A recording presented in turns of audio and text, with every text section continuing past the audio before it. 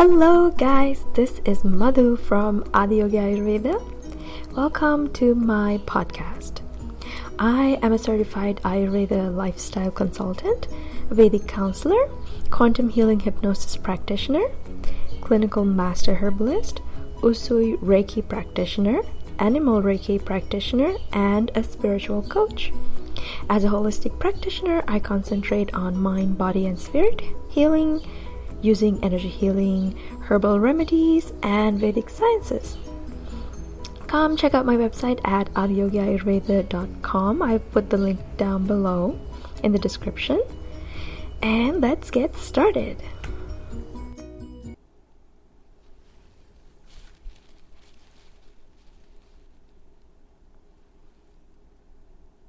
Hello everyone, this is Madhu from Adi Yogi Ayurveda. Thank you so much for joining me for another video or podcast today, and video for the people who are in the YouTube channel. So I wanted to talk about surrendering to the universe today. Yeah, it's been really rough. It's been quite the journey of healing. And yesterday morning was okay, but in the evening, all these doubts and these fears started coming up, and I said, okay, so they're finally coming up. Like, there's more and more. It's not because we're fully healed, but most of the light workers, like the true light workers, they're helping heal and transmute the earth's energies, the human collective's energies. So if anyone is not going through that, then I don't know what to say. But a majority of the people who have agreed to do that, and like some people have like different jobs, but most of the light workers, or like the people who are here to help, they do have to go through certain trials and learning, because this lifetime also we have to ascend. The ladder of ascension is very much there, and if no one is experiencing that, then in my opinion, I really don't think they could be called a light worker or someone who's really here to help with the ascension. Because it's like, yeah, you can go into the fifth dimension, but still there's always something that might come up. It's like just in cases that comes to test you, check if you have learned the lesson, things like that. So anyways, I'm in wave 2, so we're still getting fucked up with the ascension, and we're getting all these tests left, right, and center. So yesterday there was a wave. I think it was very, very heavy. I got really, I felt the heaviness, and it was very it was like it was bringing out the fears. So I felt a lot of fears come up. For a moment I thought I was doing something wrong, because sometimes to indicate to you that you're kind of not going in the right direction, your guides would nudge you with like this kind of like that, that negative feeling or emotion, so you can reflect back and see. But then I was unsure. Then I said, I talked to my guidance, and then I was kind of directed to just focus on the fears and bring it out. And this is something I've been struggling for months, because of like I said before in my previous podcast, there are fears around being a light worker or doing divine mission work. So in different lifetimes we were persecuted, humiliated, or so many things have been done to us that at the thought of doing light work we panic, and there was that block. So I just kept concentrating on it, and I just kept saying, it's in this lifetime I'm extremely safe. It is okay for me to do the work. We have already crossed the line to 5D. I'm already in 5D. And I'm free to create. And I had to keep saying these affirmations. And every time I say I'm abundant, there was like a block, and then I just kept addressing it and just focusing on it so that it came up. And it was mostly on the right side. So, and another thing I told you guys before in the previous video is being condemned by the people that we know, who we grew up with, our family, friends, and who used to know us before our awakening. Yeah, we were a different type of animal before the awakening. You know, that's how we were in a sleeping state, and all of a sudden we're woken up, and then we get to work. That's how it works. So they can't just blame us for being part of the 3D that we had to blend in. we can't blow our cover by being like, oh, you know, it sometimes is not safe. Like, I was very safeguarded until I came to a certain point where I can take care of myself energetically and spiritually. And in 2006 probably, my guides, my friend, she calls herself a witch, but she's like a being of light, and she was with me. She was a priestess in the time of in my Egyptian lifetimes, so we were friends, like back in the day. So we kind of like really got attracted to each other in a way, like we can just talk about like spiritual stuff and just be ourselves. You know, it's very hard to find people to be our true self with. So at that time, it was really cool because she remembers all her prayers from Egypt. She was one of the high priestesses, and I knew her. And she told me, she did a past life reading for me, and she told me so many things that kind of opened my eyes, and it was kind of like directing me to go to Egypt. And I should have gone earlier because I would love to be there, but I just didn't think it was possible. I really didn't. And I guess that's kind of a regret, but you know, life happens the way it happens. But she told me all these things that, you know, about the life, and she told me to research more on the goddess Bubastis, which I did. And she said, you know, like the things that I used to do back in that lifetime, that particular lifetime that we read about. I guess there was karma linked to that I had to use, but it was amazing. So anyways, but I forgot where the heck I was going. I completely went off track, and I have no idea what I was talking about.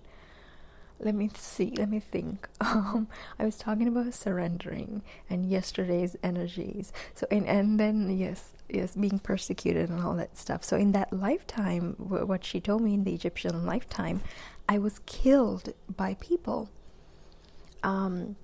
because they thought I was a bad person. I was bringing, I think this was, I believe after doing the research, it was like, it has to do with something with like me and my husband.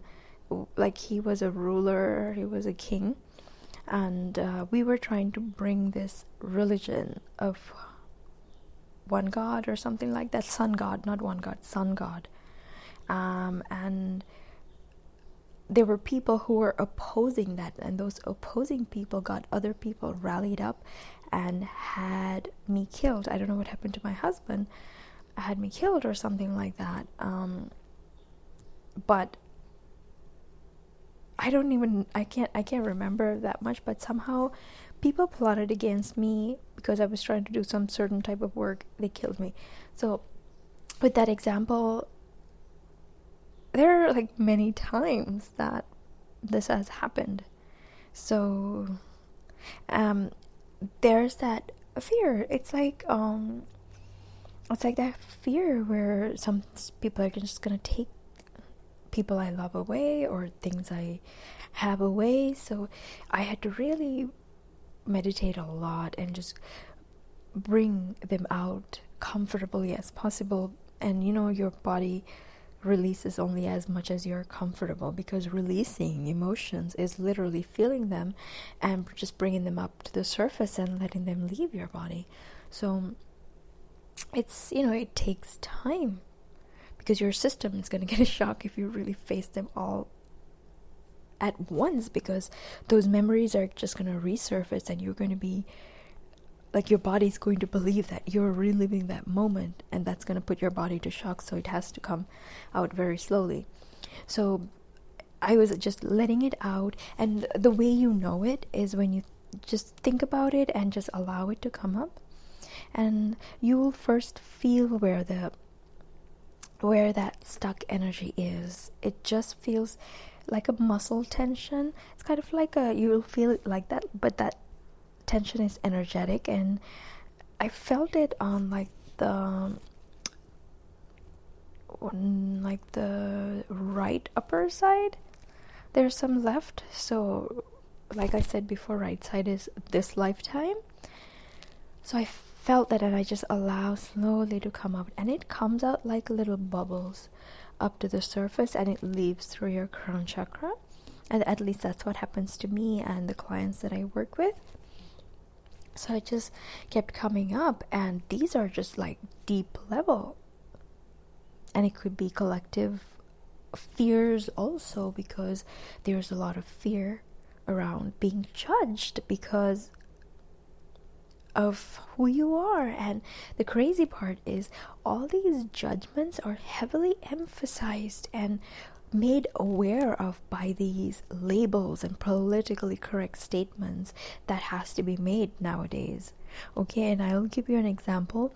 Being an immigrant person coming from a different country, in Sri Lanka, like, we have people from different colors, right? But one of the problems that we have is that race war kind of thing. Like, people have kind of these people of different races have had tension because from the ancient times, from the time of the kings, because they wanted to own the land and rule. So it was like it was kind of like that, everything everything sizes down to greed and power.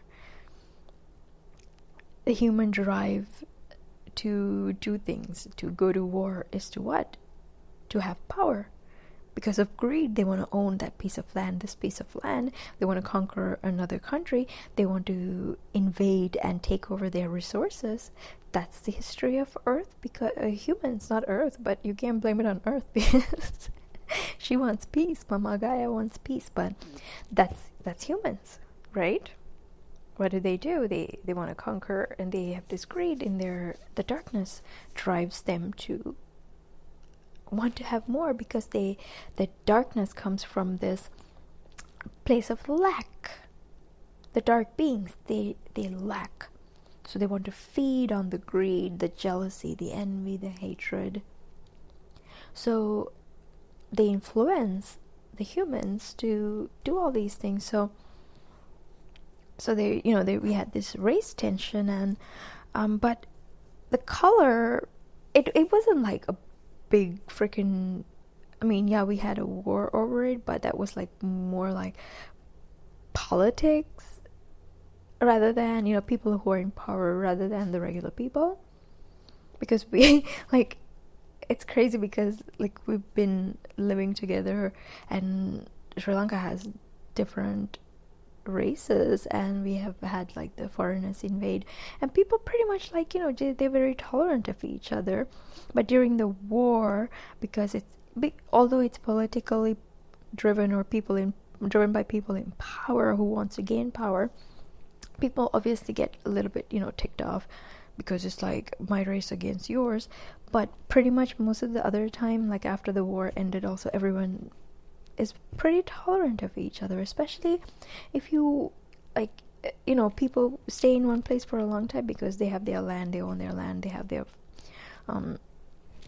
families there. So we had different people from different like races and religions where we live, and we're all friends. We go to each other's like weddings or functions, and we talk to each other.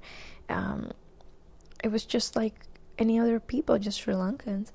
So to me, the color was very much emphasized when I came here. The color issue, it's like, because everyone like, people have like different shades of skin color in Sri Lanka. So it's like, like if you want to be white, you apply Fair and Lovely. the whitening cream. If you want to be dark, you go to the sun, but people have different colors. But here it becomes hate. Color becomes hate, ridicule, and it results in division. And it's very scary, because when I saw it, I just thought like, wow, they've taken it to such a far level. And then about like the homosexuality also, they have taken it to a different height. Yeah, we have people who are homosexual in Sri Lanka, and they like, guys, if you get off the airport and you come from Katunayaka and you pass by Negombo, you'll see guys holding hands and walking. No one says a damn thing. No one says a damn thing. We got like the most gay guys cutting hair, like flamboyant, like how like they're like, yay, no one cares, like no one not cares, but like no one looks at them in that way, like you're a different person, you're a hateful person. No one looks at that person. Like if I go to a salon before I came here, I would be like, oh, he's a hairdresser, he cuts hair well, or he doesn't cut hair well.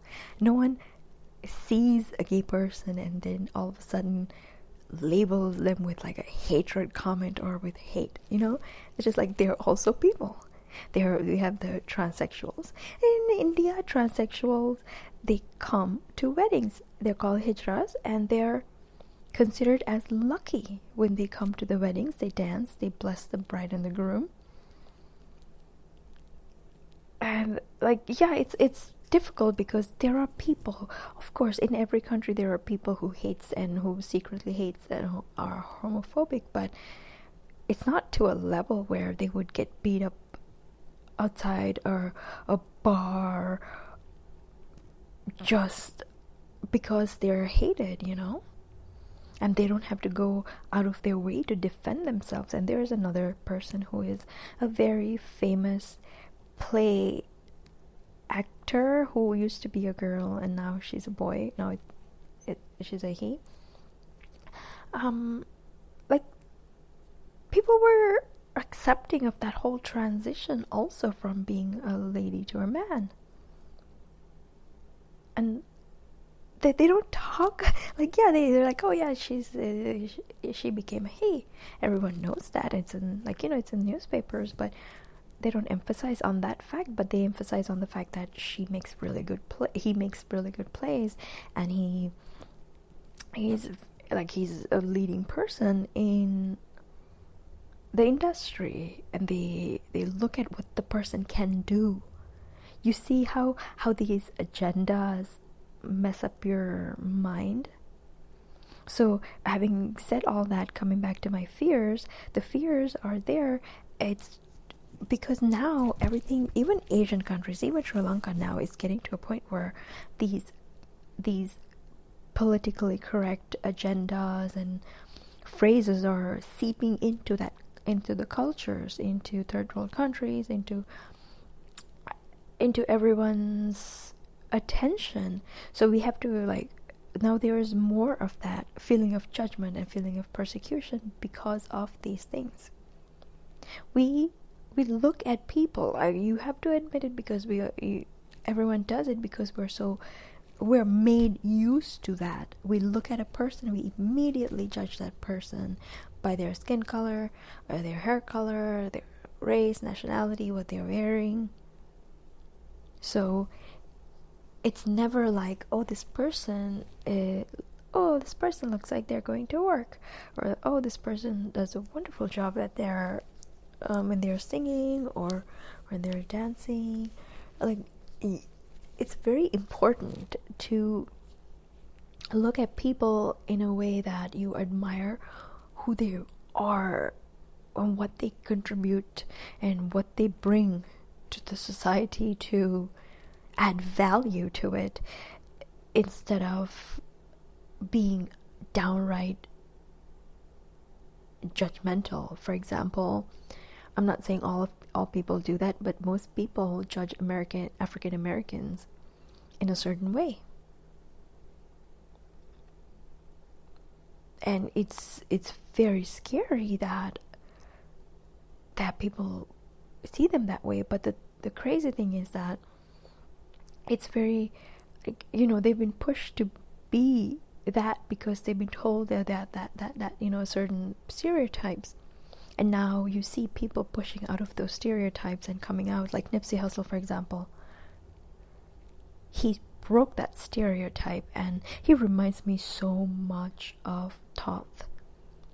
And his name is Hermes, right? Hermes also, and Hermes, Thoth's other name, the Roman Hermes, the messenger god.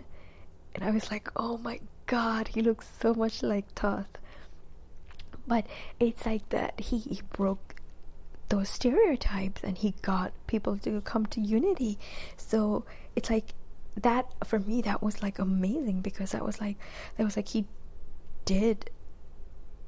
he had to break through so much of barriers, especially within himself, that comes through the DNA and teachings. And really, like, wow, I mean, he got killed for it, but he made such a major impact.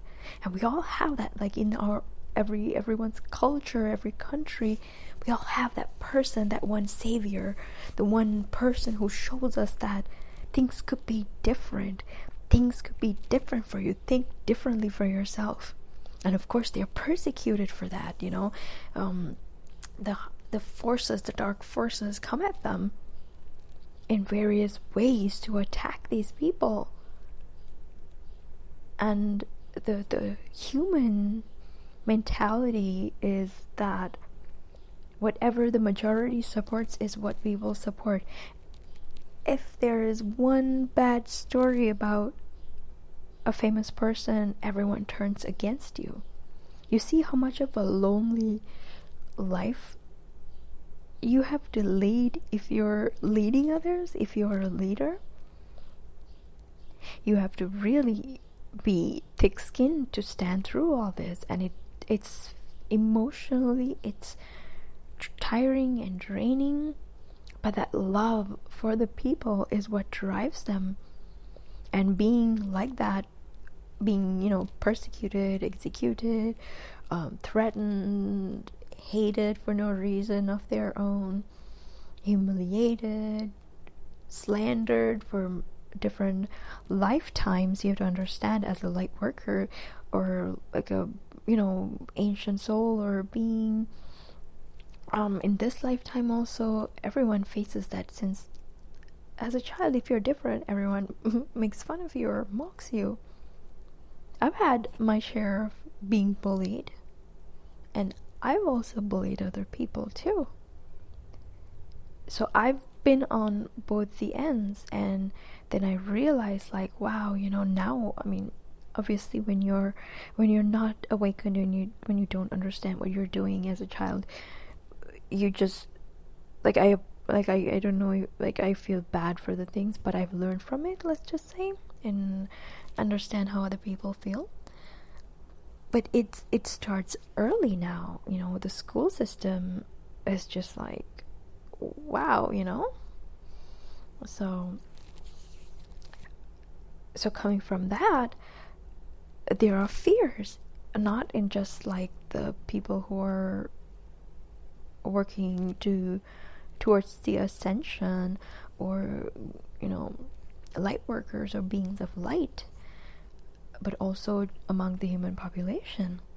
So yesterday it was like that, highlighting those points and really understanding where they're coming from. Abandonment is very much linked to this issue, because what happens when people turn against you? They abandon you, they reject you.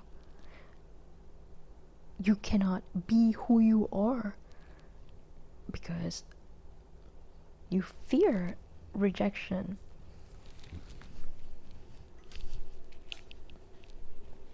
So going through those emotions, it was very heavy. It was very eye-opening at the same time, because it was eye-opening at the same time too. but all in all, it was very heavy, dense energy that we healed yesterday. I think when I went to bed, I was feeling extremely low, to the point where I'm just like, why isn't anything working out for me at this point, type of a deal. Like, something has to happen, something positive has to happen soon. I said, this is something I learned from this lady who said, I forgot her name, I really wish I wrote down their names, but the people I was talking about, the Conscious Life Expo, the YouTube channel that YouTube deleted because it was way too much of light spreading around. God is watching you, YouTube. Anyways, so what she said is, this was one of her ways of going to the 5D frequency and staying in there. She said, every night when I go to sleep, I say, just for one day, I would love to wake up in heaven one day, just for one day. And I want everyone on earth also to wake up in heaven, everyone around me. And she aligns herself the night before to wake up in 5D. And I did that last night, and I woke up and I'm like, oh my gosh, I had a little bit of purging to do, but it was just like, wow, I every morning, like a freaking routine, I purge and heal, and that's part of my contract, I guess. But today morning also, I had to really get in alignment and raise my frequencies, and shed what is not of light from my body. So I had to shed some of the tears. Not the tears, but the fears. But yes, shedding tears is also part of the deal. It's funny how it came on, because I do shed some tears. And then around like 7:30 or something, I went for a walk. Not 7:30, 8:30. I went for a walk. And I just took this long walk, and I just thought and thought and thought, like, my mind was still in that turmoil because it was in this fear mode, because I'm working so much towards my divine mission, but I just don't see the results yet. And my guides want me to get into that 5D mode where, like, I know I have everything, I will receive, the knowing that I will receive everything from the universe when I need it. But my fears that the fears that have come up, they're keeping me from being in that frequency. So there was that stuck energy. So I had to do meditations and affirmations. Thank you, Steve Noble. Affirmations to get into that frequency where the sun was starting to shine. So I was like, okay, you know what, let's go for a walk. I went for a walk, and I was thinking, what am I doing wrong, or what am I not doing that I can do? And I am applying for a regular 3D job too, my old job, and because I mean that is one of the indications maybe to the universe that I'm still on the fence. So I stopped searching. I stopped the thing that the profile being available for the prospective jobs to contact me. And today I spoke to one of the people, one of the job companies, the placement companies, and I just thought, I just cannot go back to that life, because when I talk to them, my mind goes into that left brain, that high alert mode, where, you know, like you have that, like that plain and simple, like the reptilian type of mode where you like survival mode, high stress level. Whereas when I'm doing like the mission work or whatever that contributes to helping and teaching other people, it makes me feel very relaxed. Very, very relaxed and calm and happy. My heart is at ease. So I said, you know, this is what I really want to do. Please, like, send me regular clients. I really need this to work. Like, I got bills to pay, you know. And it's like this, my fears are blocking my divine mission, my business, from really taking off to that level. And another thing I experienced was that kind of mockery from my friend, who also knows my ex. And my ex is a huge narcissist with like this entity attached to him. So he's been like ruining my self-confidence for the last few years. So it's like, it was really hard to build it up to that confidence level, to this confidence level that I have. And it's not like 100% confident, but I can manage. You know, I don't have to be like overly confident, but I feel comfortable with myself and what I'm doing at this point. So, and then these people were like the test that was sent to me, and I had to really deal with that. And I thought like, okay, you know, I said thank you for the lessons that, like, you know, energetically I said thank you for the lessons. I appreciate that you taught me how to really believe in the things that I do.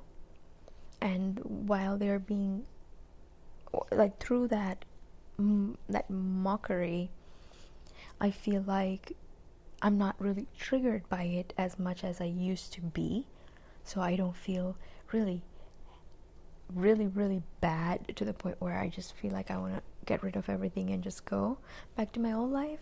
But I really was able to stand in my power and say, yeah, this is what I'm going to do.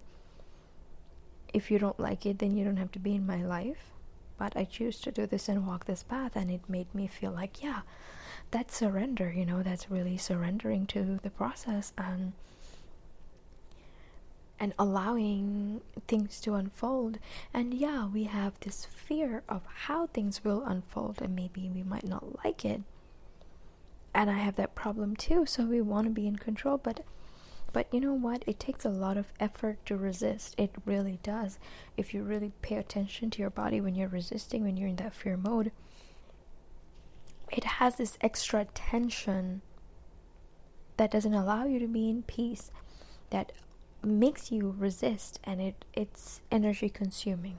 But if you allow everything to fall into place, then, you know, it's more calming.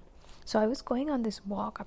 I went for like half an hour to 40 minutes, because I left at 8:30. I was supposed to get a call at 9, and I came home at 9:08, and I was like, fuck.